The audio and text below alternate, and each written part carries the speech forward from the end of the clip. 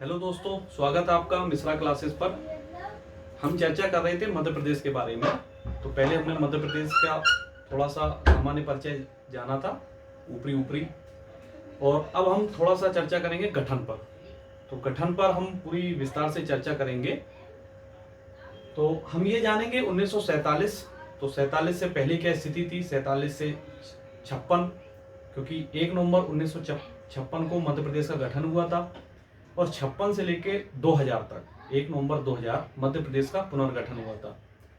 तो 56 से लेके 2000 तक की स्थिति के बारे में और 2000 से लेकर वर्तमान तक की स्थिति के बारे में, इसमें जितने भी जिलों का निर्माण हुआ, संभाग का निर्माण हुआ, 47 से पहले क्या स्थिति थी मध्य प्रदेश की, ये सब पर चर्चा हम विस्तार से करेंगे।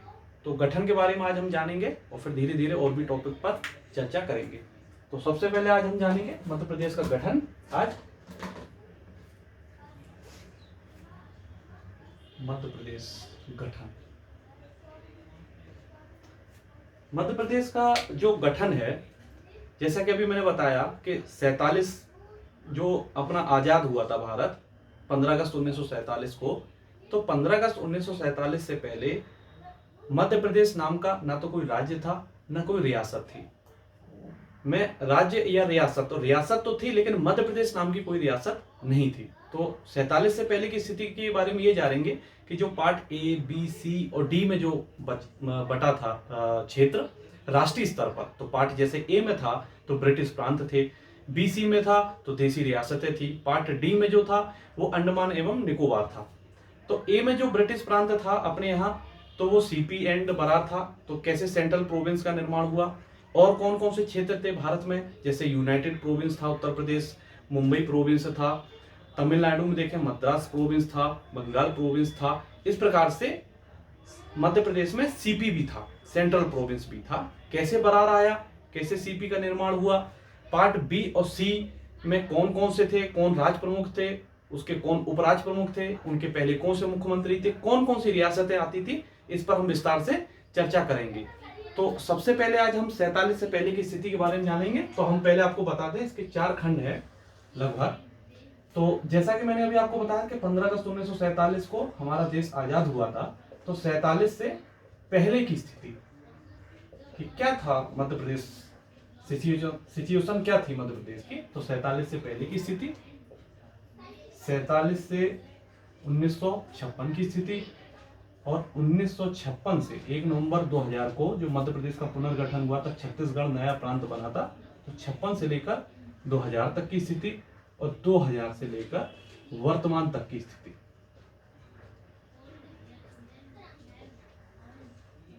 इस पर आज हम विस्तार से चर्चा करेंगे। तो आज हम जो जानेंगे 47 से पहले की स्थिति के बारे में, कैसे सीपी एंड बरार का निर्माण हुआ, और 47 से 56 के बारे में। 47 से 56 के बारे में यह है कि राष्ट्रीय स्तर पर जो ए, बी, सी, डी थे, इनको समाप्त करके भाषा के आधार पर राज्यों की मांग शुरू हो गई थी। तो कैसे राज्य पुनर्गठन आयोग बना, कैसे उसके पहले धर आयोग बना, कौन सी समितियां बनी थी, अनशन पर कौन बैठे थे, उसके क्या कारण थे, तो वो सब हम उस पर चर्चा करेंगे। कैसे 14 राज्य और 6 यूटी मतलब केंद्र शासित प्रदेशों का निर्माण हुआ, उसमें मध्य प्रदेश भी था। अपने जो क्षेत्र थे सीपी के, वो कौन कौन से क्षेत्र किन किन क्षेत्रों में गए, चाहे पार्ट बी के क्षेत्रों, पार्ट सी के क्षेत्रों, पार्ट ए के क्षेत्रों, इस प्रकार से हम जानेंगे। तो जैसा कि मैंने अभी आपको बता ही दिया है कि 47 से पहले की स्थिति, 47 से 56 की स्थिति, इस पर अपन चर्चा करेंगे। 1947 से पहले की स्थिति,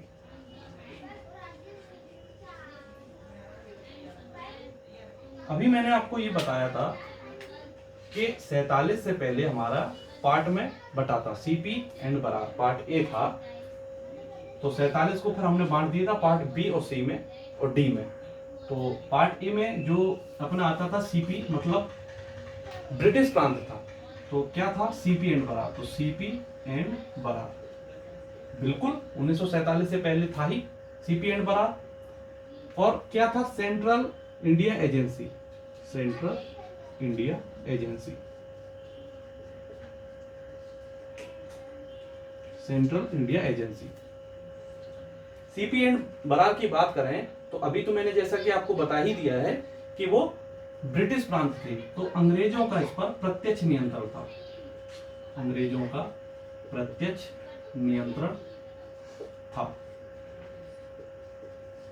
अंग्रेजों का प्रत्यक्ष नियंत्रण से मतलब ये है कि जो इनके पास ये क्षेत्र होते थे, पूरा राजस्व, पूरा सैन्य, विदेश, संचार, ये खुद ही उसका संचालन करते थे, कोई दूसरा हस्तक्षेप नहीं होता था, खुद यही करते थे। तो प्रत्यक्ष नियंत्रण उस क्षेत्रों पर इनका ही होता था। जो भी क्षेत्र जीतते थे उनको शामिल करते थे और वहां कमिश्नर क्षेत्र या अपने एजेंटों की नियुक्ति करते थे। तो ये इनका सीपी एंड बरार की स्थिति थी। सेंट्रल इंडिया एजेंसी की बात करें तो पार्ट बी और सी, तो पार्ट बी में हमारा मध्य भारत आता, पार्ट सी में हमारा विंध्य प्रदेश आता है। तो ये क्या था? रियासतों का समूह था। बिल्कुल, जो भी रियासतें थी, जैसे कि अभी हम बात करें तो पार्ट ए में सीपी एंड बरार में 15 रियासतें थी, पार्ट सी में जो थी 35 रियासतें थी, पार्ट बी में 25 रियासतें थी। तो ये रियासतें मिलकर ही एक बड़ा क्षेत्र का निर्माण होता था और जो इस पर कब्जा कर पाता था वो उसका स्वामी होता था। तो पार्ट बी और सी में तो सेंट्रल इंडिया एजेंसी में रियासतों का समूह आता था और अंग्रेजों का यहां अप्रत्यक्ष नियंत्रण होता था। अप्रत्यक्ष नियंत्रण होता था। रियासतों का समूह से मतलब यह है, एक प्रकार से हम ये भी लिख सकते हैं कि राजा का शासन। रियासतों का समूह, राजा या रजवाड़ा का शासन। अप्रत्यक्ष नियंत्रण से मतलब यह है कि इनके जो विदेश, सैन्य और संचार जो विभाग हैं वो अंग्रेजों के पास होते थे। मतलब अंग्रेजों की अनुमति के बिना किसी भी विदेशी सरकार से संपर्क आप नहीं साध सकते। मतलब जैसे अगर आप हम केंद्र में बात करें तो कोई भी राज्य केंद्र की अनुमति के बिना किसी भी विदेशी सरकार से संपर्क नहीं साध सकता है, केंद्र की अनुमति लेना पड़ती है। तो ये कहते थे अंग्रेज कि हम तुम्हारे क्षेत्रों पर कोई भी हस्तक्षेप नहीं करेंगे, बराबर बाकी हस्तक्षेप बराबर होता था। जैसे बंगाल में हम देखें सिराजुद्दौला रहा था, मीर कासिम रहा था। तो आगे जब हम आधुनिक पर बात करेंगे तो इस पर चर्चा जरूर करेंगे। हस्तक्षेप पूरा रहता था, ये कहते थे। और ये मतलब विदेश जो सैन्य और संचार सेवा है ये अपने पास रखते थे। कोई भी आप विदेशी सरकार, इनका मानना था क्योंकि पहले उस समय हमारे पास फ्रांसीसी सरकार भी थी, पुर्तगाली भी थी, तो अंग्रेज अपना वर्चस्व जमाने के लिए वो ये बिल्कुल नहीं चाहते थे, कतई नहीं चाहते थे कि फ्रांसीसी या पुर्तगाली उनके समक्ष खड़े हों या उनसे आगे बढ़ें। क्यों?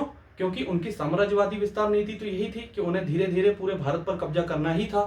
तो वो यही चाहते थे, तो इसलिए ऐसी शर्त रखते थे और उनको हस्तक्षेप की नीति का बोलकर उनको अप्रत्यक्ष नियंत्रण रखते थे। तो ये थोड़ी सी जानकारी थी। तो 47 से पहले की स्थिति मैंने आपको ये बताई। अब हम सीपी एंड बरार, अंग्रेजों का जो प्रत्यक्ष नियंत्रण था, उस पर हम चर्चा यहां करते हैं।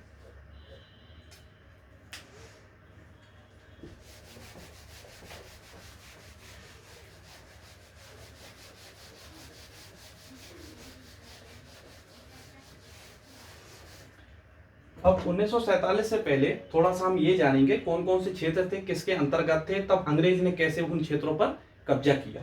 तो हम इंडिया के मैप से थोड़ा सा हम समझेंगे।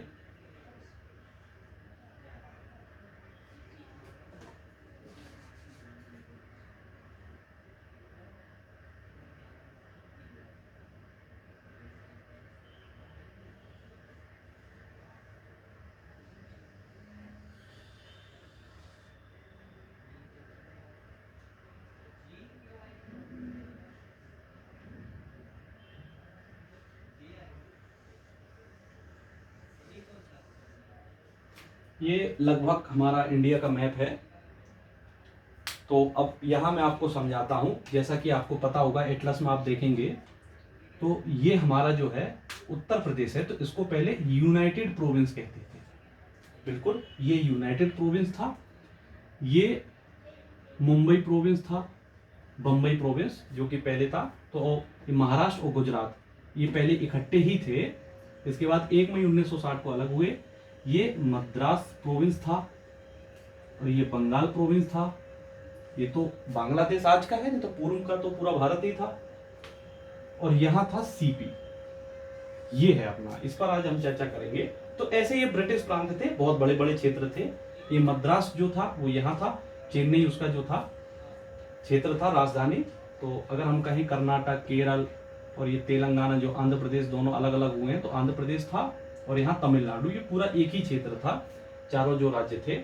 तो सीपी पे अगर हम चर्चा करें तो ये मैंने आपको बता दिया, यहाँ अपना मध्य प्रदेश है। तो मैं छोटा सा मैप बना देता हूं।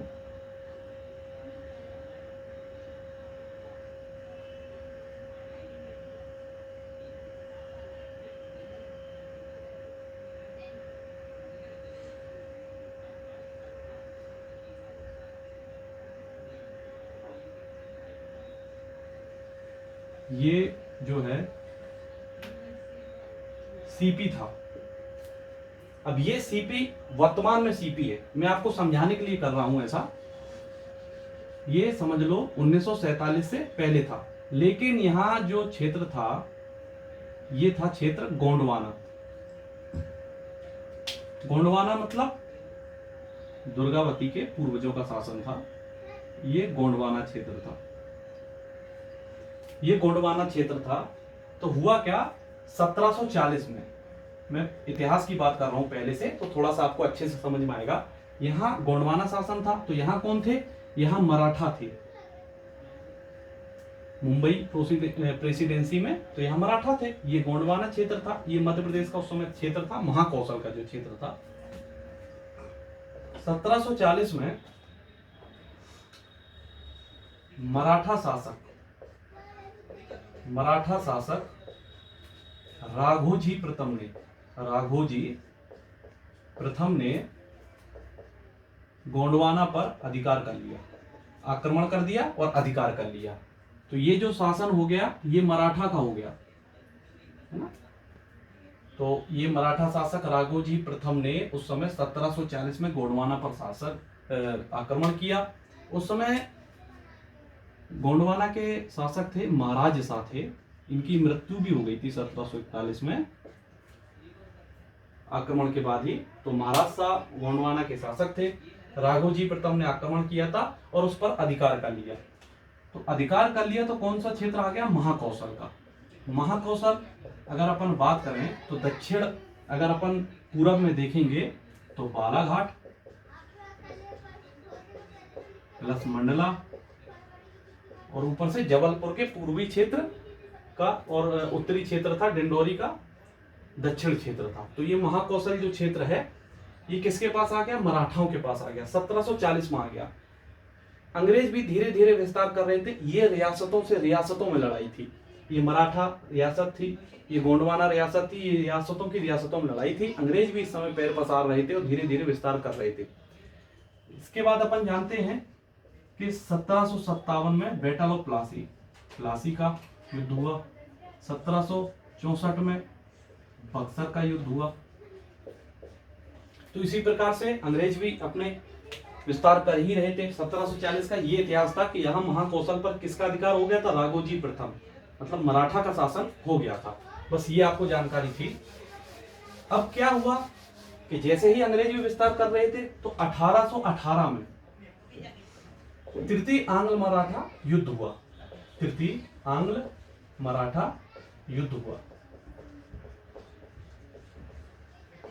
तृतीय आंग्ल मराठा युद्ध हुआ तो मराठा की तरफ से जो लड़ रहे थे, इसमें किसने किसने युद्ध में भाग लिया था, होलकर ने भी लिया था।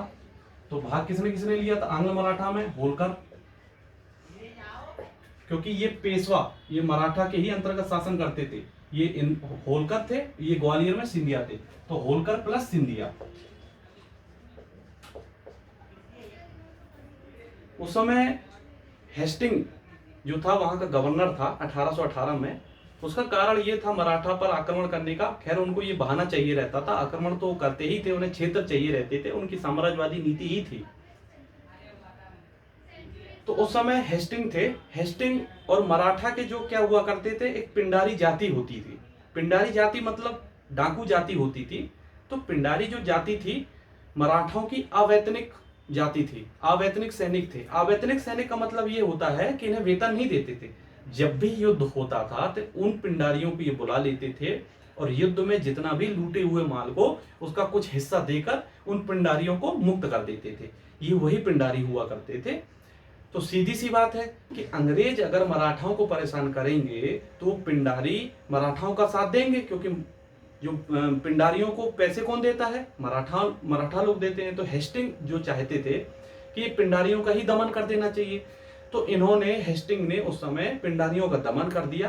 तो ये अप्रत्यक्ष रूप से मराठाओं के ऊपर आक्रमण माना गया ये। तो उस समय जो अपने थे अप्पाजी भोसले थे, तो इन्होंने सोचा कि हमारा भी काफी बड़ा क्षेत्र है। तो सिंधिया, उस समय दौलत राव सिंधिया थे, और अगर होलकर में देखें तो मल्हार राव होलकर द्वितीय थे। तो अगर उज्जैन में अगर पास है एक महिदपुर और सीताबर्डी क्षेत्र में, इन सबको पराजित कर दिया अंग्रेजों ने। तो ये भी अपन देख लेते हैं कि सिंधिया में कौन थे? दौलत राव सिंधिया, प्लस होलकर में कौन थे? मल्हार राव होलकर द्वितीय, और मराठा से कौन लड़ रहे थे? प्लस अप्पाजी भोसले, ये लड़ रहे थे, युद्ध कर रहे थे। ये तीनों पराजित हो गए। तो तीनों पराजित हुए, तो इनसे क्या क्या मिला अंग्रेजों को? तो मराठाओं से ये जो गोंडवाना क्षेत्र था, ये अंग्रेजों ने यहां ले लिया।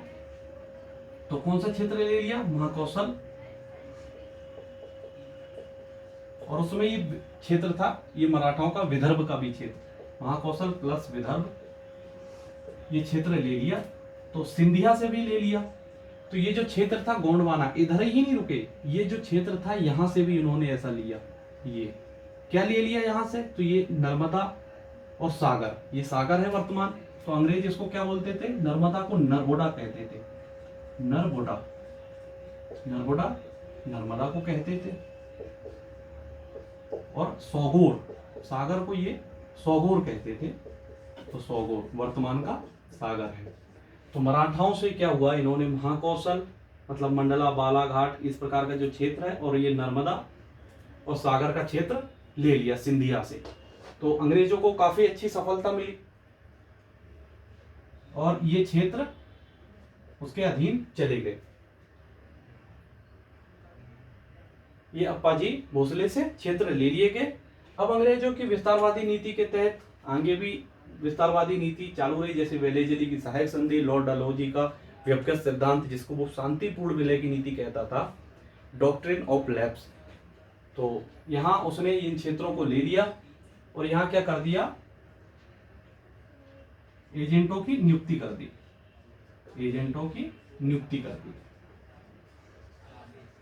इसने एजेंटों की यहां नियुक्ति कर दी। अब अपन आगे जानेंगे।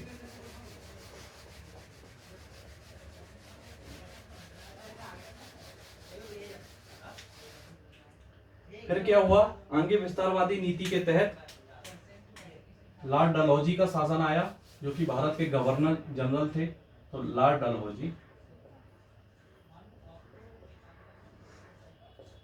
डलहौजी, इनका शासन था भारत में 1848 से लेकर 1856 तक इनका शासन था। इनका मुख्य उद्देश्य जो था, तो उद्देश्य जो इनका था, देसी रियासतों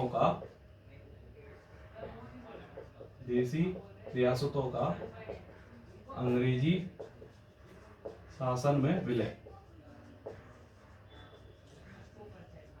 ये इनका उद्देश्य था कि जो भी देसी रियासतें हैं उनका अंग्रेजी शासन में विलय करना है। 1848 से 56। ये वही लॉर्ड डलहौजी हैं जिन्होंने 16 अप्रैल 1853 को बॉम्बे से थाने में पहली रेल का संचालन किया। 1852 में विद्युत तार का प्रचलन इन्होंने प्रारंभ किया। 1855 में इन्होंने PWD लोक निर्माण विभाग की स्थापना की। ये हमें पता होना चाहिए, जब आधुनिक अपन जब पढ़ेंगे तब उसमें मैं आपको पूरी विस्तार से चर्चा करूंगा। विधवा पुनर्विवाह अधिनियम इन्होंने ही पारित करवाया था। तो कुछ इनके काम भी अच्छे थे, लेकिन उद्देश्य जो छिपे हुए थे वो बहुत खराब थे इनके। तो 48 से 56 तक इन्होंने देसी रियासतों का अंग्रेजी शासन में विलय किया था। इनका मानना था कि जो भी भारतीय राजे हैं, मुगलों के उत्तराधिकार होने का दम भरते हैं, उनको हमेशा के लिए समाप्त कर देना चाहिए। तो सोच सकते हो कि आप इनका कितना हुआ खतरनाक उद्देश्य था। तो देसी रियासतों का अंग्रेजी शासन में विलय करना, और हुआ भी यही। तो इन्होंने अपने शासन काल के दौरान 1848 में सतारा, जो कि महाराष्ट्र में है, इसका विलय किया।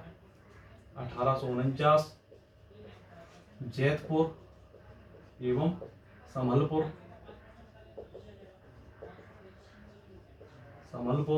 जैतपुर एवं संभलपुर 1849, 1850 बघाट और 1854 उदयपुर, झांसी और नागपुर। इन्होंने जब आक्रमण किया था तो अप्रत्यक्ष रूप से इन्होंने उन पर कब्जा कर लिया था और यहाँ एजेंटों की नियुक्ति कर दी थी। इनका मानना था कि हम तुम्हारे जो सैन्य संचार है और विदेश है और सैन्य जो सेवा है इस पर हम ध्यान रखेंगे, बाकी आपको अपने क्षेत्र का ध्यान रखना है।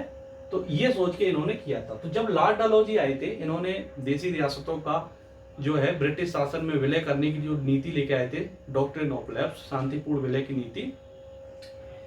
इनका कहना था कि जिस भी शासक के कोई पुत्र या पुत्री नहीं है वो दत्तक पुत्र नहीं ले सकते हैं। मतलब अगर उनके कोई भी पुत्र नहीं है तो जब तक वो शासन करेंगे उस शासन के बाद उस जो क्षेत्र का है वो ब्रिटिश शासन में विलय कर लिया जाएगा, ये इनका मानना था। उसी के तहत इन्होंने इनका विलय किया था। जैसे झांसी की जो रानी थी उनका कोई पुत्र नहीं था तो उनका दत्तक पुत्र था तो उनको अवैध कर दिया और उनका ब्रिटिश शासन में विलय कर लिया। तो आप सोच रहे होंगे कि नागपुर की क्या स्थिति आ गई क्योंकि इन्होंने एजेंट की यहाँ नियुक्ति कर दी थी। नागपुर में भी यही हुआ। नागपुर में क्या हुआ कि उस समय 1854 में राघोजी तृतीय का शासन था। राघोजी तृतीय का शासन था और इनका कोई पुत्र नहीं था। तो बिल्कुल लॉर्ड डलहौजी के अगर अनुसार देखें तो नागपुर और विदर्भ पर कब्जा कर लिया। अब पूर्णतः इन्होंने कब्जा कर लिया नागपुर और विदर्भ पर और यहां नियुक्ति कर दी एजेंटों की व्यवस्थित तरीके से। तो राघोजी तृतीय के ये गोंडवाना, महाकौशल और ये नर्मदा और सौगोर का क्षेत्र ये मराठाओं के पास चला गया। तो जब ये क्षेत्र चला गया तो इन्हीं सब नीतियों के कारण ही, लॉर्ड डलहौजी की नीतियों के कारण अन्य शासक घबरा गए। इन्होंने सोचा कि धीरे धीरे अब हमारा भी शासन चला ही जाएगा, हमारा क्षेत्र चला जाएगा।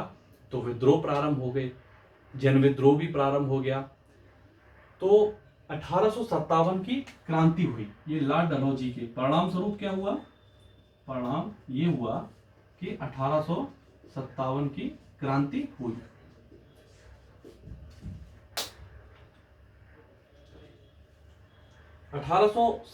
की क्रांति हुई। तो 1857 की क्रांति के बाद क्या हुआ कि इनके बाद जो थे गवर्नर जनरल, उन्होंने क्या सोचा कि ये जो एजेंट थे उनसे ये क्षेत्र नहीं चल पाएंगे। क्यों नहीं चल पाएंगे? कि जिस प्रकार से हम इनका विलय कर रहे हैं और अगर एजेंट के भरोसे रहेंगे तो ये जीते हुए क्षेत्र भी रियासतों में चले जाएंगे। तो क्या हुआ, 2 नवंबर 1861 को 57 की क्रांति हुई। 2 नवंबर 1861 को ये कमिश्नर क्षेत्र घोषित कर दिया गया। कमिश्नर क्षेत्र मतलब यहाँ मुख्य कमिश्नर की नियुक्ति कर दी गई और ये जो क्षेत्र कहलाया ये सीपी कहलाया, सेंट्रल प्रोविंस। समझ गए, ये वही सेंट्रल प्रोविंस है। 2 नवंबर 1861 को डेट इंपॉर्टेंट है, पता होना चाहिए। कैसे निर्माण किया था? राघोजी तृतीय से लिया था, इनका कोई पुत्र नहीं था, नागपुर विदर्भ ले लिया, एजेंटों की नियुक्ति की थी। 1857 की क्रांति हो गई तो वो डर गए कि अगर एजेंट के भरोसे रहेंगे तो हमारा क्षेत्र चला जाएगा। तो 2 नवंबर 1861 को कमिश्नर क्षेत्र घोषित कर दिया, मतलब मुख्य कमिश्नर की नियुक्ति कर दी और सेंट्रल प्रोविंस नाम का एक प्रांत बन गया। ये वही प्रांत है। और अभी मैं बरार की बात नहीं कर रहा हूं, अभी मैं सेंट्रल प्रोविंस की ही बात कर रहा हूं। तो ये मध्य प्रांत का निर्माण हुआ 2 नवंबर 1861 को। तो मुख्य कमिश्नर की नियुक्ति, तो इनकी जो राजनीतिक राजधानी थी, राजनीतिक जो राजधानी थी वो नागपुर थी। और इन क्षेत्रों को 4 कमिश्नर क्षेत्रों में बांट दिया। तो 4 क्षेत्र मतलब छत्तीसगढ़ की जो भी रियासत थी, मतलब पूर्वी बघेलखंड भी था, छत्तीसगढ़ था, जबलपुर था, नर्मदा था और नागपुर था। तो इस प्रकार से 4 कमिश्नर क्षेत्र बनाए तो कमिश्नर जो क्षेत्र थे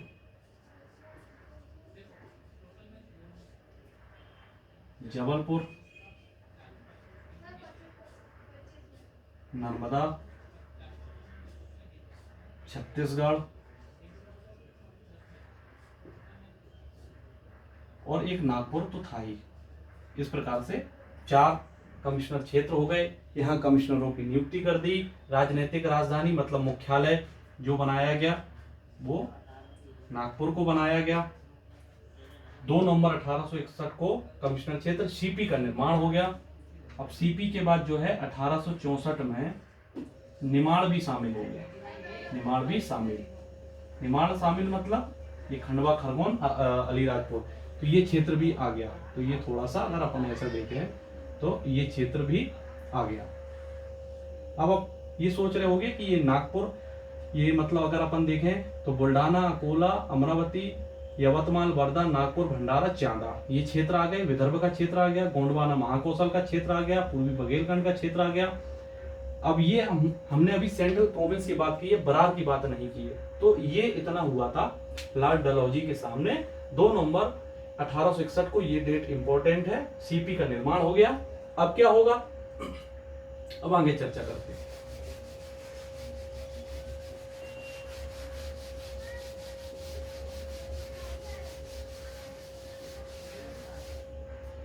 आगे की चर्चा में अपन ये देखेंगे कि 1903 में वायसराय लॉर्ड कैनिंग का शासन था। वायसराय का मतलब होता है क्राउन का प्रतिनिधि, सीधा क्राउन का प्रतिनिधि होता था। तो वायसराय उस समय 1903 में लॉर्ड कर्जन थे वायसराय। तो सीपी का इन्होंने निर्माण कर ही लिया था। तो सीधी सी बात है, ये आगे भी किसी भी प्रकार से छल कपट से या और भी किन्हीं प्रयासों से ये बरार को शामिल करना चाहते थे। तो बरार कहाँ था, ये हैदराबाद का जो क्षेत्र था ये बरार था। ये क्षेत्र और आ गया था। तो ये छत्तीसगढ़ का क्षेत्र था और ये बरार का क्षेत्र था। ये क्षेत्र और आ गया था। तो इस प्रकार से ये टोटल सीपी का निर्माण हो गया था। तो कैसे आया था, 1903 में 25 लाख रुपए, उस समय 25 लाख रुपए वार्षिक राशि पर बरार को लीज पर ले लिया। लीज पर मतलब कैसे, जैसे चाइना ने अभी श्रीलंका का हम्बनटोटा बंदर का जो है 99 साल के लिए लीज पर ले लिया कि हम तुम्हें वार्षिक 25 लाख रुपए देंगे और हमें बरार क्षेत्र दे दीजिए। तो उस समय जो निजाम थे महमूद अली खान थे। महमूद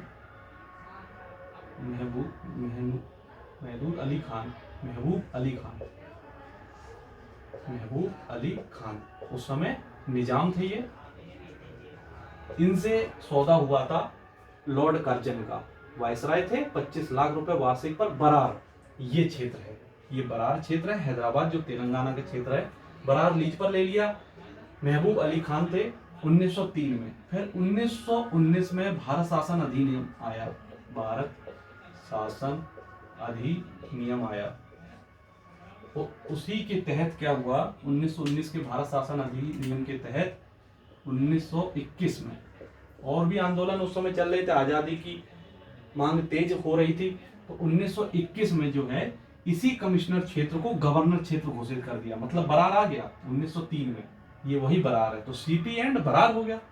तो बिल्कुल 1903 पर महबूब अली खान से बरार लीज पर लिया था। 1921 में भारत शासन अधिनियम के तहत 1921 में कमिश्नर जो क्षेत्र था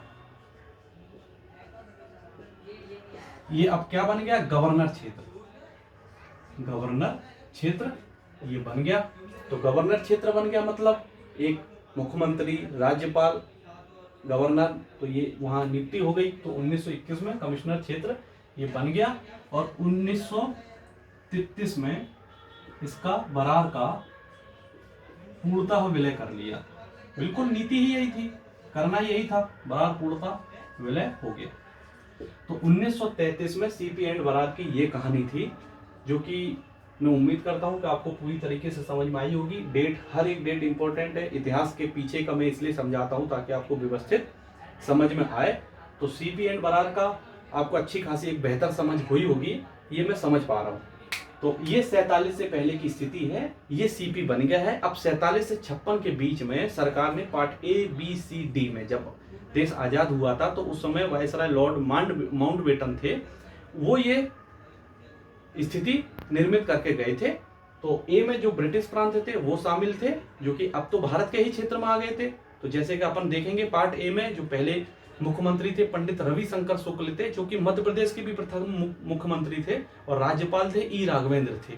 तो नाम से ही पता चल रहा होगा कि अपने भारत के ही थे। तो 47 में आजादी मिली तो वो नियुक्त हो गए थे पार्ट बी और सी। तो आगे अपन समझेंगे।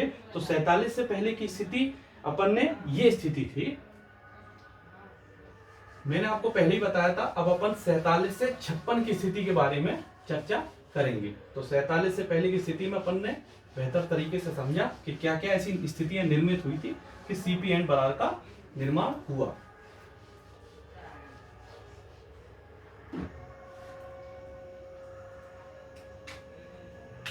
अब अपन ये जानेंगे कि part A CP and Berar, part B Madhya Bharat, part C Vindhya Pradesh, कितनी रियासतें थी, इसमें कौन कौन से क्षेत्र शामिल थे, ये हमें पता होना चाहिए।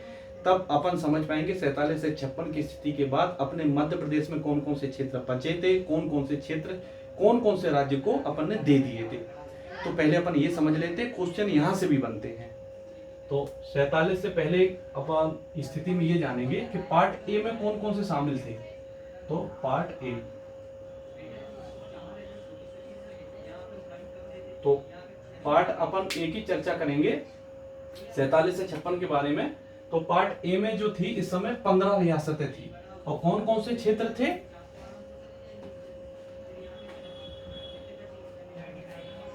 ये अपन देखें तो ये अपना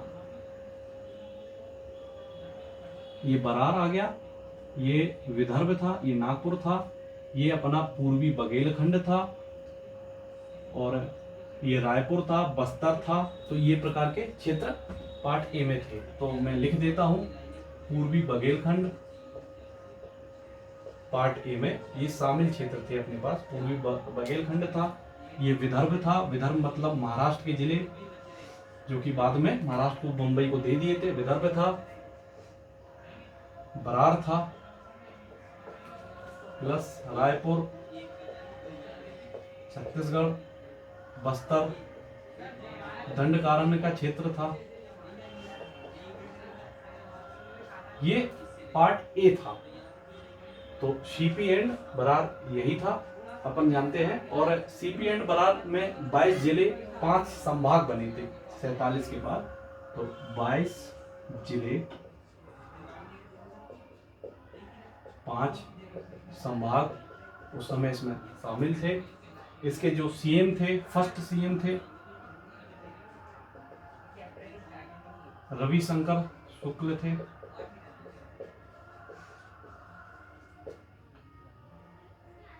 राज्यपाल जो गवर्नर थे ई राघवेंद्र थे,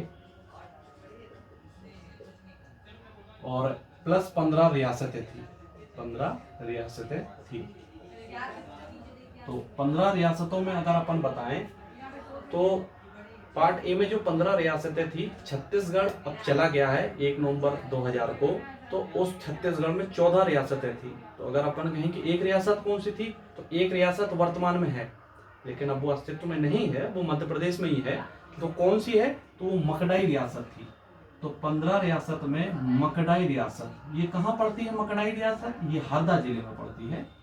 तो ये वही एक रियासत थी और 14 रियासतें ये थी। इसको मिलाकर ही सीपी एंड बरार का निर्माण हुआ था। तो ये मकड़ाई रियासत थी, रविशंकर शुक्ल फर्स्ट सीएम थे, ई राघवेंद्र राज्यपाल थे, और ये सीपी का निर्माण हुआ था बरार का। तो मकड़ाई रियासत थी, ये कभी पूछ सकता है, तो अपन को 15 पता होना चाहिए। तो टोटल पार्ट ए में 15 रियासतें थी। अब अपन चर्चा करेंगे पार्ट बी के बारे में, जिसको अपन सेंट्रल इंडिया एजेंसी के नाम से जानते हैं। तो पार्ट बी, जिसे हम पहले प्रारंभिक नाम था मालवा यूनियन, बाद में इसे हम मध्य भारत के नाम से जानते थे। तो अपना जो पार्ट बी था, तो अपना पार्ट जो बी था वो ये था, मालवा यूनियन के नाम से, और इसको अपन मध्य भारत कहते थे। इसमें जो थी 25 रियासतें थी पार्ट बी में। तो पार्ट बी की बात करें, इसमें 25 रियासतें शामिल थी। तो अगर अपन इसको कहें तो इसका गठन कब हुआ था? 28 मई 1948 को इसका गठन हुआ था। 28 मई 1948 को इसका गठन हुआ था। तो सीधी सी बात है कि हमारा देश आज़ाद हुआ उसके बाद ही पार्ट ए बी सी का निर्माण हुआ था।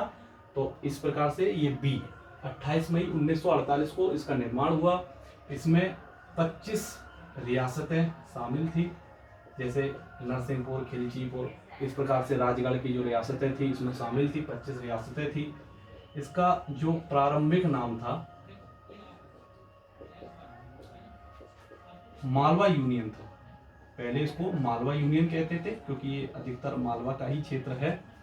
बाद में इसका जो नाम पड़ा मध्य भारत पड़ा, मध्य भारत पड़ा। तो अगर अपन ये कहें तो ये चंबल की घाटी थी इसमें शामिल, चंबल की घाटी थी।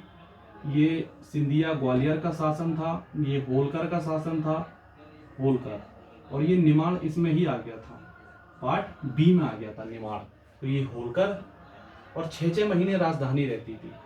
तो जो राजधानी थी इंदौर प्लस ग्वालियर थी, 6 महीने ये अलग अलग राजधानी रहती थी। तो इस समय जो शासन यहाँ था, तो ये राजधानी होगी। राज प्रमुख जो यहाँ के थे वो जीवाजी राव सिंधिया थे, जीवाजी राव सिंधिया यहाँ के राज प्रमुख थे। उपराज प्रमुख कौन थे? तो सीधी सी बात है होलकर रहे होंगे। तो होलकर में उस समय कौन थे? यशवंत राव होलकर, यशवंत राव होलकर, महाराजा यशवंत राव होलकर, जिनके नाम पर इंदौर में एमवाई हॉस्पिटल है। तो ये वही यशवंत राव होलकर। जीवाजी राव सिंधिया एविएशन मिनिस्टर ज्योतिरादित्य के दादाजी थे, जीवाजी राव सिंधिया। तो ये राज प्रमुख थे। उपराज प्रमुख यहाँ के यशवंत राव होलकर थे। और निर्वाचित क्षेत्र था, यहाँ निर्वाचन हुआ था, क्योंकि यहाँ के जो सीएम थे सबसे पहले लीलाधर जोशी थे, फिर तखतमल जैन यहाँ के सीएम बने, फिर मिश्री लाल बने, फिर तखतमल जैन बने। तो 1956 तक जो लास्ट सीएम थे यहाँ के पार्ट बी के थे वो तखतमल जैन थे। तो निर्वाचित क्षेत्र रहा होगा, सीधी सी बात है। अगर सीएम है तो यहाँ की जो विधानसभा लगती थी, विधानसभा जो थी वो लगती थी, वो ग्वालियर के मोती महल में लगती थी। ये मोती महल में ये यहाँ की विधानसभा लगती थी। और फर्स्ट जो यहाँ के सीएम थे वो थे लीलाधर जोशी, लीलाधर जोशी इस समय थे। और 1956 में जो अंतिम यहाँ के सीएम थे वो तखतमल जैन थे, तखतमल जैन यहाँ के सीएम थे। तो लीलाधर जोशी सीएम बने थे, फिर तखतमल जैन फिर बन गए थे, फिर मिश्री लाल आए थे, फिर तखतमल जैन बन गए थे। इसलिए मैंने अंतिम वाले लिख दिया है कि तखतमल जैन यहाँ के सीएम थे। तो पार्ट बी की ये जानकारी थी। चंबल निमाड़ ये क्षेत्र था, 6-6 महीने राजधानी थी। राज प्रमुख जीवाजी राव सिंधिया थे, उपराज प्रमुख यशवंत राव होलकर थे। निमाड़ चंबल की घाटी ये इसमें क्षेत्र थे। फर्स्ट सीएम लीलाधर जोशी थे। और 1956 में पार्ट बी के जो अंतिम सीएम थे वो तखतमल जैन थे, क्योंकि 56 में ही हमारा राज्य पुनर्गठन आयोग जो अधिनियम आया था, 7वें संशोधन 1956 के तहत 14 राज्य और 6 केंद्र शासित प्रदेशों का निर्माण हुआ था। तो पार्ट बी की ये जानकारी थी। अब पार्ट सी पर अपन बात करेंगे, विंध्य प्रदेश के बारे में जानकारी लेंगे। पार्ट ए में जाना हमने, पार्ट बी में जाना, अब पार्ट सी के बारे में हम बात करेंगे। तो जो पार्ट सी था वो विंध्य प्रदेश था और इसमें 35 रियासतें थी। और जो इसका गठन किया गया था वो 12 मार्च 1948 को किया गया था। तो पार्ट सी 35 रियासतें इसमें शामिल थी। गठन इसका किया गया था उस समय सरदार वल्लभ भाई पटेल ने लगभग 562 जो रियासतें थी उनका एकीकरण किया था। और बीपी मेनन जो इनके सेक्रेटरी थे, उन्होंने इनकी बहुत सहायता की थी, तो वो पूरा शामिल कर रहे थे और क्षेत्रों का निर्माण कर रहे थे। तो गठन इसका हुआ था 12 मार्च 1948 को बीपी मेनन के द्वारा इसका निर्माण किया गया था। 35 रियासतें थी। 12 मार्च 1948 को इसका निर्माण हुआ था। और इसमें जो क्षेत्र थे, तो ये बुंदेलखंड का क्षेत्र था, पश्चिमी बघेलखंड का क्षेत्र था, और एक खनिया धान क्षेत्र था जो ग्वालियर स्टेट से लिया गया था। तो इस प्रकार से 3 क्षेत्र थे जो प्रमुख थे। तो बुंदेलखंड का क्षेत्र था, बुंदेलखंड का क्षेत्र था, प्लस पश्चिमी बघेलखंड का क्षेत्र था, और एक प्लस खनिया धान एक क्षेत्र है, पूछ सकते हैं परीक्षा में, तो पता होना चाहिए। ग्वालियर से लिया गया था ये। और इसको कहाँ मिला गया था? तो इसको मिलाया गया था पार्ट सी में मिलाया गया था खनिया धान। और इसके जो राज प्रमुख थे, इसके राज प्रमुख थे वो मार्तंड सिंह थे। उप राज प्रमुख जो थे अवधेश प्रताप सिंह थे, कॉलेज भी है इनके नाम पर। और इनकी जो राजधानी थी वो रीवा थी। और जो इनकी विधानसभा, सीधी सी बात है कि निर्वाचित क्षेत्र था, क्षेत्रों में बांट ही दिया गया था। तो विधानसभा जो इनकी लगती थी रीवा के नगर निगम में लगती थी, जो आज का वर्तमान नगर निगम है, वो पार्ट सी की विंध्य प्रदेश की विधानसभा हुआ करती थी। और जो यहाँ के सीएम थे वो शंभुनाथ शुक्ल थे। शंभुनाथ शुक्ल यहाँ के सीएम थे। तो ये हमने विस्तृत अच्छी जानकारी आपको मैंने दी। तो ये अपना पूरा पार्ट, पूरा मध्य प्रदेश की जानकारी थी। इस प्रकार से अगर अपन बात करें तो जो रियासतें जो टोटल थी वो 15 रियासतें किसकी थी? पार्ट ए की थी। और 25 रियासत पार्ट बी की थी। 35 जो रियासत थी पार्ट सी की थी। तो और अपने पास 15 और 5 20 और 20 40 और 3 70 5 75 ये रियासतें थी। प्लस एक रियासत और थी, वो थी भोपाल। वो पार्ट सी में ही शामिल किया गया था। इस प्रकार से 76 रियासतें थी। तो टोटल जो रियासतें हुई थी वो 76 हुई थी। वर्तमान में छत्तीसगढ़ में 14 चली गई हैं। तो इस प्रकार से अपने पास 62 बची थी। तो ये जानकारी थी। अब मैं आपको पार्ट सी में भोपाल शामिल किया गया था उसकी भी जानकारी देता हूँ। ए बी सी हो गया, और भोपाल को विधिवत वैसे ही पार्ट सी में शामिल कर लिया गया था।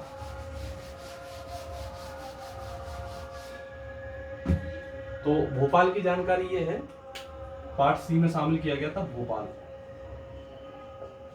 1 जून 1949 को शामिल किया गया था। सबसे मुश्किल में इसका विलय किया गया था। यहाँ के जो महाराजा थे हमीदुल्ला खां, वो बिल्कुल कतई बिल्कुल पक्ष में नहीं थे कि वो भारत के पक्ष में हैं, तो पाकिस्तान के पक्ष में थे। तो कैसे हो पाता कि भोपाल बीच में है, पाकिस्तान में आप कैसे चले जाएंगे? या आप स्वतंत्र भी रहेंगे तो आप रह ही नहीं पाएंगे, स्वतंत्र रहने ही नहीं देंगे। और अगर आप पाकिस्तान में जाएंगे तो भारत अपनी हवाई सीमा क्यों देगा? तो 1 जून 1949 को इनको शामिल किया गया प्रजामंडल आंदोलन के द्वारा। प्रजामंडल आंदोलन यही चलाया गया था, ये जानकारी होना चाहिए। जिसका नेतृत्व कौन कर रहे थे? शंकर दयाल शर्मा।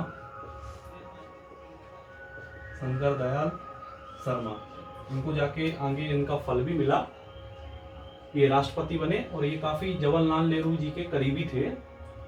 जब राज्य पुनर्गठन आयोग का निर्माण हुआ तो राज्य पुनर्गठन आयोग ने जो अनुशंसा की थी, तो मध्य प्रदेश की जो राजधानी बनना थी वो जबलपुर बनना थी। तो भोपाल ही क्यों बनी थी? जबकि भोपाल तो तहसील थी और 1972 में जिला बना था सीहोर का।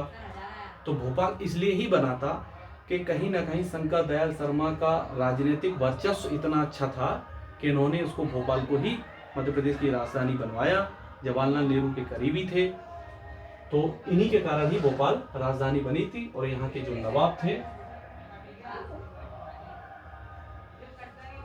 हमीदुल्ला खां थे, हमीदुल्ला खां थे, जिनके आज में जो वर्तमान में जो इनके बच्चे हैं वो सैफ अली खान, इनकी जो बहू है करीना कपूर, वो इन्हीं की ही वंशज हैं। तो ये जानकारी थी। 1 जून 1949 को पार्ट सी में भोपाल शामिल कर लिया गया था। इस प्रकार से मध्य प्रदेश का निर्माण हुआ। अब 1947 में क्या ऐसी समस्या निर्मित हुई कि राष्ट्रीय स्तर पर पार्ट ए बी सी का निर्माण किया गया और इसको समाप्त करके राज्यों का निर्माण करना पड़ा। तो ऐसी क्या समस्या निर्मित हुई थी? तो समस्या कुछ भी नहीं थी। समस्या ये थी कि भाषा के आधार पर राज्यों की मांग उठ गई थी। उसका कारण भी ये था कि जो बड़े बड़े क्षेत्र थे, जैसे 4 बड़े बड़े क्षेत्र थे, अगर तेलंगाना तेलुगु को देखें, तमिलनाडु तमिल को देखें, केरल मलयालम को देखें, कर्नाटक कन्नड़ को देखें, इन चारों राज्यों को मिलाकर अगर अपन देखें पूरा दक्षिण का कितना बड़ा क्षेत्र है, तो इन चारों की एक ही राजधानी थी, मद्रास, जो कि चेन्नई। तो सीधी सी बात है कि जब तेलुगु के जो क्षेत्र हैं, तेलंगाना के क्षेत्रों को या कन्नड़ के क्षेत्रों को मद्रास चेन्नई आना पड़ता था। मैं थोड़ा मैप के माध्यम से समझाऊंगा तो आपको बेहतर तरीके से समझ में आएगा।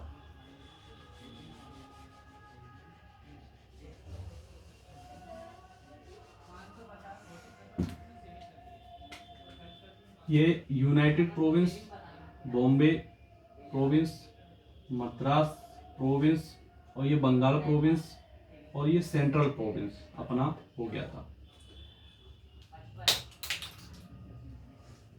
अब होता क्या था कि ये जो क्षेत्र तेलंगाना आज का, जो कि आंध्र प्रदेश अलग हो गया, तो ये तेलुगु भाषी क्षेत्र था। ये कर्नाटक जो है कन्नड़ था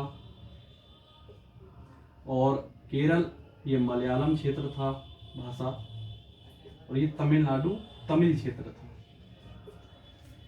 ये मद्रास प्रेसिडेंसी थी और ये जो पूरा क्षेत्र था, इन चारों को मिलाकर एक ही राजधानी ये मद्रास प्रेसिडेंसी थी और चेन्नई जो थी, ये चेन्नई यहाँ की ये राजधानी थी।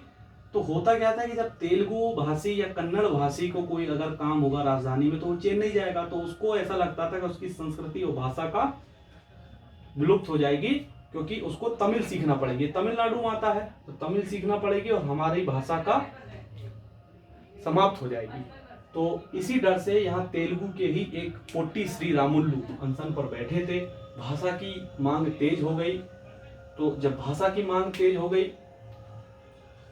तो डॉक्टर राजेंद्र प्रसाद उस समय संविधान सभा के जो पहले अध्यक्ष थे और प्रथम राष्ट्रपति थे, तो डॉक्टर राजेंद्र प्रसाद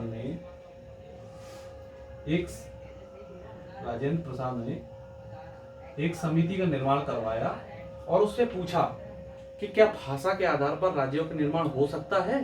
समिति, इसमें खैर काफी विद्वान लोग रहते थे और समिति का निर्माण किया गया था। राजेंद्र प्रसाद ने इसका निर्माण करवाया। किसकी अध्यक्षता में? एस के धर की अध्यक्षता में 4 सदस्यीय थी ये समिति थी। तो 4 सदस्यीय समिति थी एस के धर। ये इलाहाबाद हाई कोर्ट के सेवानिवृत्त न्यायाधीश थे। इलाहाबाद, प्रयागराज जैसे है वर्तमान में, इलाहाबाद के सेवानिवृत्त मतलब रिटायर्ड न्यायाधीश थे। एस के धर की अध्यक्षता में 4 सदस्यीय समिति का निर्माण किया गया। तो धर आयोग ने फिर जो रिपोर्ट दी वो दिसंबर 1948 में रिपोर्ट प्रस्तुत की। दिसंबर 1948 में इन्होंने रिपोर्ट प्रस्तुत की। जैसा कि भाषा के आधार पर राज्यों की मांग बढ़ गई थी, पुनर्गठन की मांग बढ़ गई थी, तो एस के धर की अध्यक्षता में राजेंद्र प्रसाद के आदेश पर इलाहाबाद के सेवानिवृत्त न्यायाधीश थे, इन्होंने 1948 में रिपोर्ट प्रस्तुत की। और इन्होंने रिपोर्ट में क्या कहा कि भाषा के आधार पर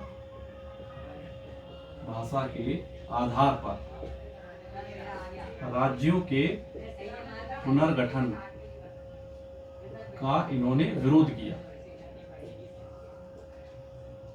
तो भाषा के आधार पर राज्यों के पुनर्गठन का विरोध किया तो क्या कहा? कुछ और भी कहा होगा। तो प्रशासनिक सुविधा के आधार पर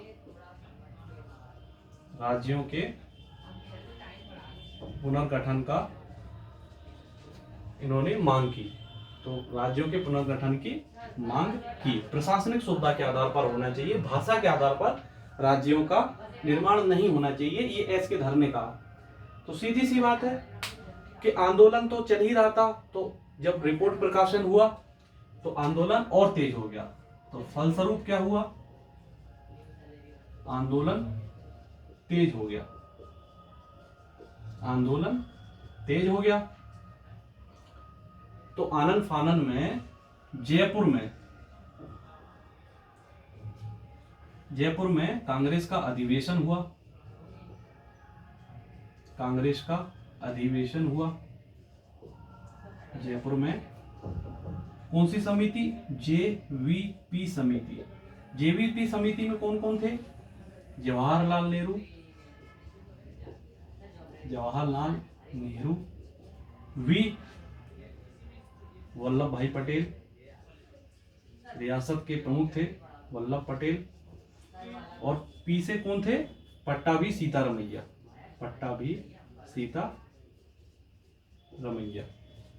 जो कि मध्य प्रदेश के पहले राज्यपाल बने थे। तो ये जेवीपी समिति थी, जवाहरलाल नेहरू, वल्लभ पटेल और पट्टाभी सीतारमैया। तो इन्होंने क्या कहा, जब जेवीपी समिति का निर्माण हुआ तो इन्होंने धर आयोग के पक्ष में निर्णय दिया। किसने, ये जेवीपी समिति ने धर आयोग के पक्ष में निर्णय दिया, धर आयोग के पक्ष में निर्णय दिया। और क्या कहा, धर आयोग के पक्ष में जो निर्णय दिया कि जो धर आयोग जो कह रहा है कि भाषा के आधार पर राज्यों के पुनर्गठन का विरोध है, तो इन्होंने भी यही कहा कि भाषा के आधार पर राज्यों का पुनर्गठन जो है नहीं होना चाहिए, क्योंकि अभी हम ही इन्हीं सब कुरीतियों, भाषा, जाति, विधवा, इन सब समस्याओं से ही अभी निकल कर आए हैं, और अगर हम यही सब करेंगे तो अभी हम फिर बिखर जाएंगे। तो कहीं ना कहीं ये डर था ही, और जवाहरलाल नेहरू, वल्लभ भाई पटेल और पट्टाभी सीतारमैया ने धर आयोग के पक्ष में निर्णय दिया। तो क्या कहा, और जन भावनाओं की कद्र की भी बात कही, जन भावनाओं के कद्र की भी बात कही। तो बस यही कहा, धर आयोग के पक्ष में निर्णय दिया। तो सीधी सी बात है, फिर इसका भी रिपोर्ट प्रकाशित हुई कि तो उनको ये लगा, जो तेलुगु समाज जो सेवी यहाँ के थे, भाषा के लिए लड़ रहे थे, पोट्टी श्री रामुल्लू आमरण अनशन पर बैठ गए। तो आमरण अनशन पर इसलिए बैठ गए कि उन्हें समझ में आ गया कि हमारी मांग ऐसे तो पूरी नहीं होगी जैसे हम कर रहे हैं। तो आमरण अनशन पर ये बैठे 19 अक्टूबर 1952 को। तो आमरण अनशन, आमरण का मतलब होता है मरने तक। आमरण अनशन पर कौन बैठे, तेलुगु भाषी, ये यहाँ के थे आंध्र प्रदेश के, पोट्टी श्री रामुल्लू, पोट्टी श्री रामुल्लू अनशन पर ये बैठे। कब बैठे, 19 अक्टूबर 1952 को ये बैठ गए अनशन पर कि भाषा के आधार पर राज्यों का निर्माण होना चाहिए। तो क्या हुआ कि 58वें दिन बाद 15 दिसंबर 1952 की इनकी मृत्यु हो गई। आंदोलन बहुत तेजी से फैल गया जब इनकी मृत्यु हो गई, क्योंकि कोई खास निर्णय निकल नहीं पा रहा था, ठोस मजबूत निर्णय निकल नहीं पा रहा था। समितियां बैठ रही थी, अधिवेशन हो रहे थे, पक्ष में यही कहा जा रहा था कि भाषा के आधार पर राज्यों का निर्माण नहीं होगा। पोट्टी श्री रामुल्लू अनशन पर बैठे, 58वें दिन बाद इनकी मृत्यु हो गई भूख के कारण, जो कि अनशन पर बैठे थे। तो आंदोलन बहुत तेज हो गया, आंदोलन बहुत तेज हुआ। तो फिर क्या हुआ, आनन फानन में इनको लगभग 1 साल बाद जवाहरलाल नेहरू को 1 अक्टूबर 1953 को आंध्र प्रदेश का गठन किया, आंध्र प्रदेश का गठन किया। तो 1 अक्टूबर 1953 को आंध्र प्रदेश का गठन हुआ। तो भाषा के आधार पर पहला राज्य आंध्र प्रदेश था। भाषा के आधार पर निर्माण जो हुआ पहला आंध्र प्रदेश का हुआ 1 अक्टूबर 1953 को, क्योंकि पोट्टी श्री रामुलु की मृत्यु हो गई थी, आंदोलन बहुत तेज हो गया था, दंगे फसाद होने लग गए थे, इसलिए डर के सरकार ने आंध्र प्रदेश का गठन कर दिया। तो सीधी सी बात है कि जो हमारा भारत है बहुभाषी क्षेत्र का देश है और भी कई भाषाएं हैं। तो जब इनकी मांगें ऐसी पूरी हो रही हैं तो कन्नड़, मलयालम, मराठी, गुजराती, बंगाली और भी राज्य हैं, इनकी भी मांग तेज होने लगी। तो हुआ क्या कि फिर राज्य पुनर्गठन आयोग का निर्माण करना पड़ा। और राज्य पुनर्गठन आयोग का निर्माण इसलिए हुआ कि भाषा के आधार पर या और भी किसी और भी विधियों के आधार पर राज्यों का निर्माण कैसे किया जाए, इसलिए राज्य पुनर्गठन आयोग बैठा। जैसे एस.के. धर बैठी समिति बैठी थी, उसके बाद जेवीपी अधिवेशन हुआ था, लेकिन कुछ नहीं हुआ था। लेकिन पोट्टी श्री रामुलु के निधन से ये लोग बहुत डर गए थे सरकार, इसलिए राज्य पुनर्गठन आयोग का निर्माण किया गया। राज्य पुनर्गठन आयोग बना, राज्य पुनर्गठन आयोग बना। ये कब बना? तो 1 अक्टूबर 1953 को आंध्र प्रदेश का निर्माण हुआ था। तो 22 दिसंबर 1953 को राज्य पुनर्गठन आयोग का निर्माण हुआ।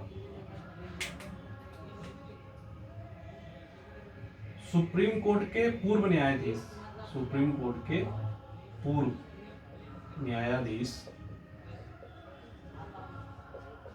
फजल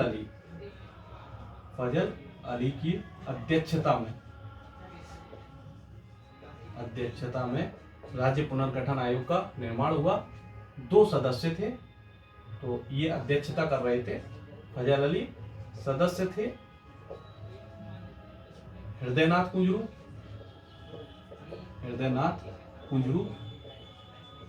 और के.एम. पड़िक्कर, ये सदस्य थे। हृदयनाथ कुंजरू, के.एम. पड़िक्कर। हृदयनाथ जो थे वो संविधान सभा के सदस्य थे, सभा के। ये पूछा जाता है, ये हमें भी पता होना चाहिए, इसलिए मैं ये लिख रहा हूँ, इंपॉर्टेंट जानकारी है। संविधान सभा के ये सदस्य थे। के.एम. पड़िक्कर पत्रकार थे, ये भी क्वेश्चन पूछा जाता है, तो हमें पता होना चाहिए, क्योंकि हम डिटेल से हर चीज विस्तार से पढ़ ही रहे हैं, तो हमें ये भी पता होना चाहिए। सुप्रीम कोर्ट के पूर्व न्यायाधीश थे। राज्य पुनर्गठन आयोग बना 22 दिसंबर 1953 को। फजल अली की अध्यक्षता में सदस्य थे हृदयनाथ कुंजरू, के.एम. पड़िक्कर। इनकी जो रिपोर्ट आई थी 30 दिसंबर, रिपोर्ट प्रस्तुत, इनकी जो रिपोर्ट प्रस्तुत हुई 30 दिसंबर 1955 के आधार 55 पे हुई। और इन्होंने क्या कहा था रिपोर्ट में आई कि केवल भाषा के आधार पर पुनर्गठन नहीं होना चाहिए। ये भी यही कह रहे हैं कि भाषा के आधार पर पुनर्गठन नहीं होना चाहिए, लेकिन इन्होंने और दूसरी बात कही है कि राष्ट्रीय सुरक्षा, वित्तीय, प्रशासनिक सुविधा और जन कल्याण को ध्यान में रखते हुए राज्यों के पुनर्गठन का निर्माण करना है। तो राष्ट्रीय सुरक्षा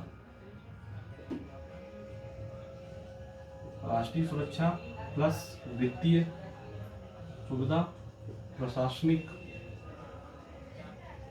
और प्लस जन कल्याण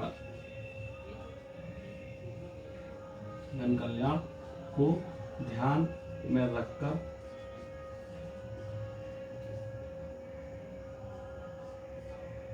पुनर्गठन करना है। तो ये रिपोर्ट आई, ये डेट इंपॉर्टेंट है। 22 दिसंबर 1953 को राज्य पुनर्गठन आयोग बना। 30 दिसंबर 1955 को इनकी रिपोर्ट आई।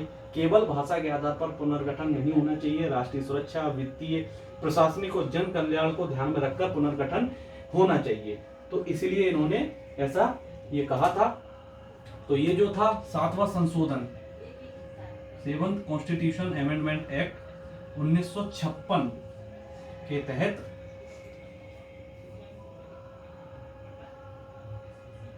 7वें संशोधन 1956 के तहत राज्य पुनर्गठन आयोग के तहत 14 राज्य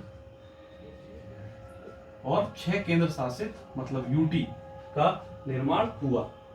तो ये एक जानकारी थी। इसी 14 राज्य में हमारा एक मध्य प्रदेश भी था। इसके पहले मैंने आपको जानकारी पूरी दी थी कि कैसे कैसे हमारे जो क्षेत्र थे और कौन कौन से क्षेत्र कहाँ कहाँ आए थे। तो ऐसे हमारे 14 राज्य, 6 यूटी का निर्माण हुआ। 7th कॉन्स्टिट्यूशन अमेंडमेंट एक्ट 1956, ये पता होना चाहिए, ये इंपॉर्टेंट जानकारी है। पूछा जाता है कि राज्य पुनर्गठन आयोग जो था कौन सा कॉन्स्टिट्यूशन अमेंडमेंट एक्ट था।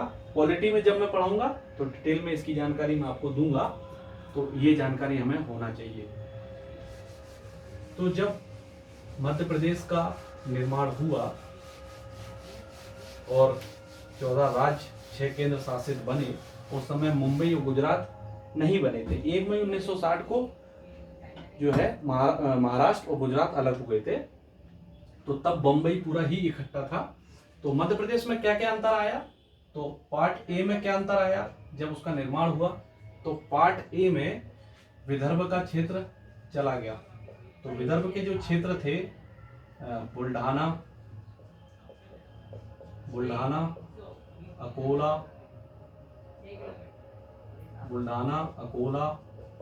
अमरावती, यवतमाल, वर्धा, नागपुर, भंडारा और चांदा। इस प्रकार से ये 8 जो जिले हैं विदर्भ के जो क्षेत्र थे सीपी के, ये चले गए। तो हमारा मध्य प्रदेश फिर कैसा होना चाहिए, ये मैं पूरा मिटा ही देता हूं।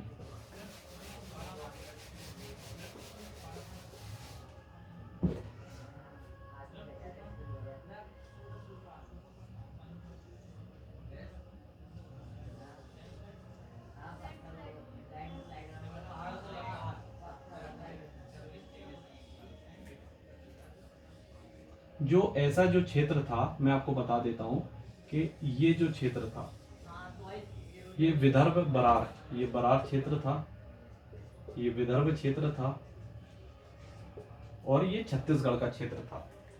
तो बरार का क्षेत्र चला गया नीचे, वो आंध्र प्रदेश को चला गया, तो ये बरार चला गया। विदर्भ भी चला गया, ये मैंने आपको बता दिया। तो विदर्भ का जो क्षेत्र चला गया, तो इस प्रकार से हमारा ये जो मैप बना, ये छत्तीसगढ़ का, ये रियासतें इसमें बची थी और ये तो एक हो ही गया था।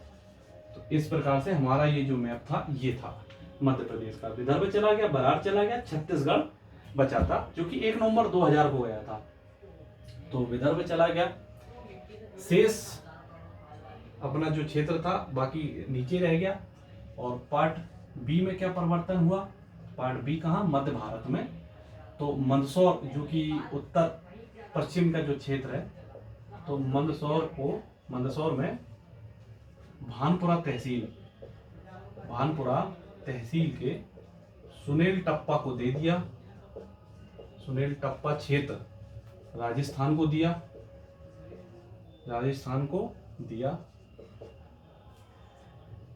और शेष भानपुरा अपन ने रख ली। और कोटा की सिरोंज जो तहसील है, उसको विदिशा में मिला लिया। कोटा यही है, विदिशा में मिला लिया। सिरोंज जो तहसील थी, विदिशा में मिला लिया।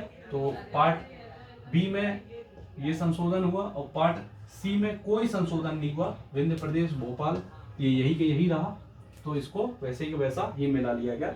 तो पार्ट ए बी सी, तो ए में ये परिवर्तन हुआ। बुल्ढाना, अकोला, अमरावती, यवतमाल, वर्धा, नागपुर, भंडारा, चांदा जो विदर्भ के क्षेत्र थे वो महाराष्ट्र में आ गए, बंबई में आ गए पूर्व के। और बरार चला गया, छत्तीसगढ़ की रियासतें थी ये, जो कि मैं आगे पढ़ाऊंगा। 1 नवंबर 2000 को पुनर्गठन में छत्तीसगढ़ भी चला गया था। विंध्य प्रदेश वैसा के ही वैसा रहा था। मंदसौर से ये सुनील टप्पा क्षेत्र चला गया था। कोटा की जो है सिरोंज तहसील को विदिशा में मिला लिया था और भोपाल तो वैसा ही वैसा था। तो इस प्रकार से ये मध्य प्रदेश का गठन हुआ। तो 4 स्थितियां निर्मित हुई थी। 47 से पहले की स्थिति को हमने जाना, 47 से 56 की स्थिति के बारे में जाना। अब 56 से 2000 और 2000 से वर्तमान तक की स्थिति के बारे में हम कल चर्चा करेंगे। तो मैं उम्मीद करता हूं आपको ये वीडियो पसंद आया होगा। मैंने विस्तार से इसकी जानकारी दी है। आगे ऐसे ही वीडियो में जितने भी बनाऊंगा विस्तार से ही बनाऊंगा, डिटेल में जानकारी दूंगा, ताकि आपको पिछला इतिहास समझ में आ पाए कि ये निर्माण कैसे हुआ। तो जब डिटेल में जानकारी रहेगी तो हमें पता रहेगा उसके आगे का इतिहास। तो आगे ऐसे ही मैं वीडियो बनाऊंगा। सब्सक्राइब कर लीजिए चैनल को ताकि आपको नोटिफिकेशन मिलते रहें। वीडियो को लाइक सब्सक्राइब करो, कमेंट करके बताएं कि कैसा लगा वीडियो। Thank you.